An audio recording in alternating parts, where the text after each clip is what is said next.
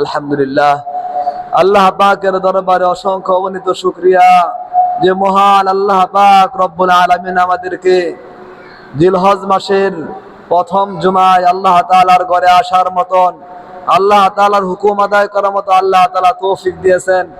এর জন্য আমরা সকলে দিল থেকে কালিমাতু শুকর আদায় করে বলি আলহামদুলিল্লাহ।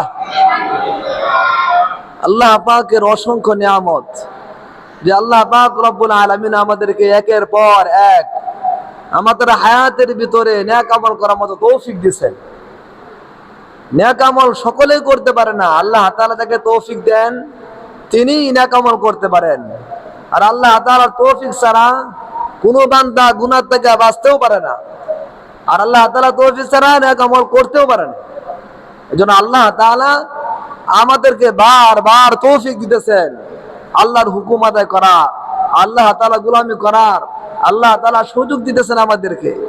আমাদের মতো এই পৃথিবীতে অনেক মানুষ আছে যারা দুনিয়াতে অনেক ব্যস্ততার জীবন যাপন করতেছে, তাদের ব্যস্ততার কারণে তারা এরকম আল্লাহর গোলামি করার মতো সুযোগ পাইতেছে না।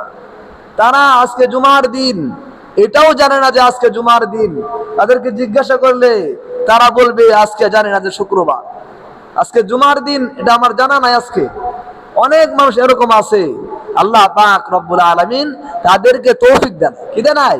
তৌফিক দেন নাই। আর আল্লাহ পাক রব্বুল আলামিন আমাদেরকে তৌফিক দিয়েছে, এই জন্যও শুকরিয়া আদায় করা যে আল্লাহ তাআলার যে ইবাদত করার মতো সুযোগ পাইছি, আমি যে আল্লাহ তাআলা প্রশংসা করার মতো তৌফিক পাইছি, আমি যে আল্লাহ তাআলা শুকরিয়া আদায় করার মতো তৌফিক পাইছি, এর জন্যও শুকরিয়া করা।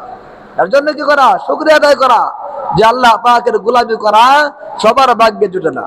আল্লাহ যাকে তৌফিক দেন এবং যার ইচ্ছা শক্তি জাগ্রত হয় তার মাধ্যমেই তৌফিক হয়, সেই আল্লাহ তাআলা গোলামি করতে পারে। এজন্য আল্লাহ পাক রব্বুল আলামিন সারা বছরের ভিতরে অনেকবার অনেক সুযোগ দিয়েছেন আমাদেরকে যে বান্দা এখনো সময় আছে, ফিরে আসো, চলে আসো, তোমাকে আমি ক্ষমা করে দেব, তোমাকে আমি মাফ করে দেব, তোমার গুনাহগুলি আমি ক্ষমা করে দেব, আমি তোমাকে আমার বন্ধু বানিয়ে নেব, তুমি এখনো ফিরে আসো, চলে আসো।